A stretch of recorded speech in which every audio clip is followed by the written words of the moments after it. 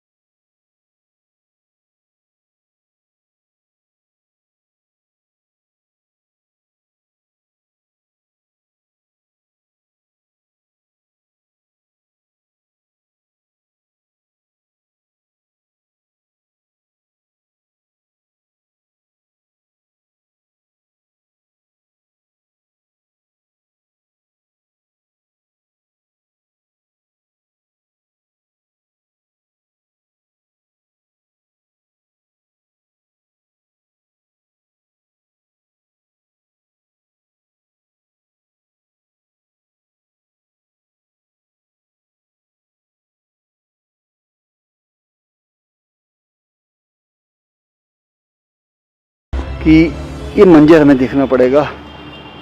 एक बार आने के बाद कोरोना वापस फिर चला गया फिर आ गया और बहुत भयंकर आया जी। आज पहले तो हॉस्पिटल नहीं मिलता पेशेंट को, हॉस्पिटल मिल जाए तो ऑक्सीजन नहीं मिलती, ऑक्सीजन मिल जाए तो वेंटिलेटर नहीं मिलता, और मौत हो जाए तो मोर्चरी नहीं मिलती, और मोर्चरी के बाद शमशान आ जाए तो यहाँ भी जलाने की जगह नहीं मिलती।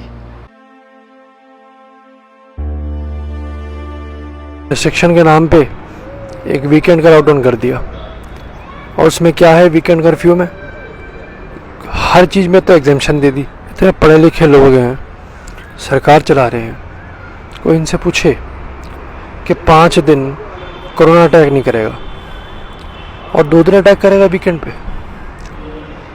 5 दिन अगर बंदा अपने काम पे जा रहा है, इधर उधर जा रहा है, तो बात तो वही है, कोरोना तो फैलेगा।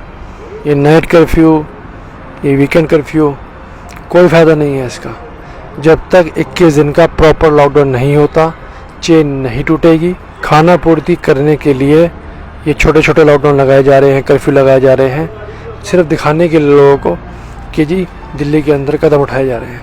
लेकिन बहुत बुरा हाल है, मैं फिर कह रहा हूँ। सरकार को पूरा 1 साल मिला था प्रिपेयरनेस के लिए, प्रिपेयर होने के लिए, मेडिकल सिस्टम को ऑगमेंट करने के लिए, बूस्ट करने के लिए, लेकिन आज फिर हम जीरो पे खड़े हैं। अगर 1 साल पहले भी बेड नहीं अवेलेबल हो रहे थे, आज भी नहीं है। 1 साल पहले भी ऑक्सीजन वेंटिलेटर आईसीयू नहीं था, आज भी नहीं है। 1 साल पहले भी लोग धक्के खा रहे थे, रो रहे थे, आज भी रो रहे हैं कि हमें भर्ती करा दो। कोई भर्ती नहीं कर रहा हॉस्पिटल्स में, सब फुल पड़ा हुआ है। 1 साल पहले भी यही हो रहा था। 1 साल में किया क्या है फिर सरकार ने? कम से कम मोबाइल आईसीयूज़, मोबाइल वेंटिलेटर्स बना देते, जिससे अगर किसी को वेंटिलेटर की ज़रूरत है, आईसीयू की ज़रूरत है, हॉस्पिटल में नहीं जा पा रहा, तो वह एम्बुलेंस में रह लेता जितने टाइम उसको ऑक्सीजन चाहिए, उसको सपोर्ट चाहिए। ऐसे सेंटर सेटअप करने चाहिए थे कि कल को अगर दोबारा केसेस बढ़ते हैं तो कहाँ जाएंगे पेशेंट्स। बस ये समझा कि कोविड आया था, अब चला गया और अब भुगता बैठ के।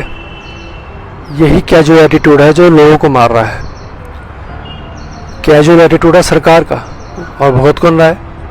पब्लिक, आम लोग, परिवार, जिनके घर वाले मर रहे हैं रोज़।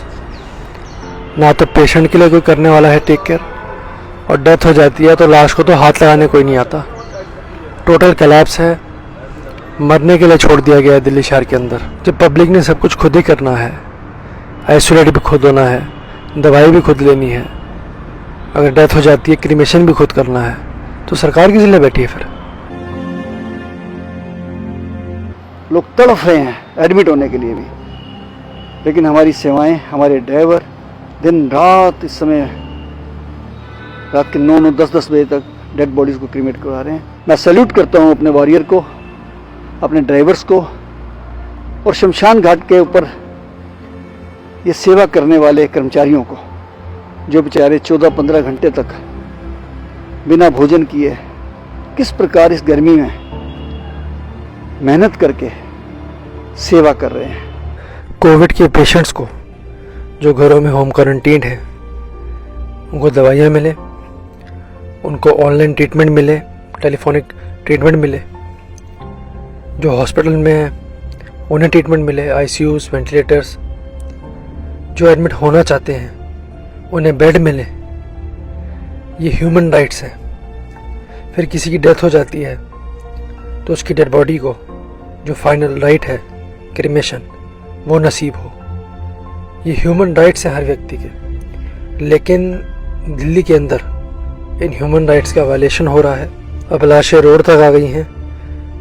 ये वक्त है कि हमको मिलकर इस ह्यूमन राइट्स वायलेशन के खिलाफ, जो कोविड के पेशेंट्स और कोविड की डेड बॉडीज़ के साथ इनजस्टिस हो रहा है, उसके खिलाफ हमें आवाज़ उठानी चाहिए। ये मंजर आज देखने को मिल रहा है आपको कि उनको जलने का स्थान नहीं मिल रहा। मैं बार बार आपसे रिक्वेस्ट कर रहा हूँ, प्रिकॉशंस अपनी सारी लें और सरकार पे भरोसा ना करें। ना तो ये आपको आंकड़े से ही बताएंगे, ना ये आपकी हॉस्पिटल में एडमिट कराने में कोई मदद करेंगे, ना कोई ट्रीटमेंट वहाँ ढंग का मिलेगा आपको। परमात्मा ना करे, लेकिन अगर आपके घर में किसी को कोविड होता है तो दिल्ली शहर के अंदर कोई व्यवस्था नहीं बची है कि पेशेंट को किसी भी तरीके ट्रीट किया जाए। अपने हाल पे छोड़ दिया जा रहा है। इसलिए आप प्रिकॉशंस लें और सरकार के भरोसे बिल्कुल मत बैठे। यही दुआ करें ईश्वर से कि हमारे देश से ये प्रकोप हटे। भारत माता की जय।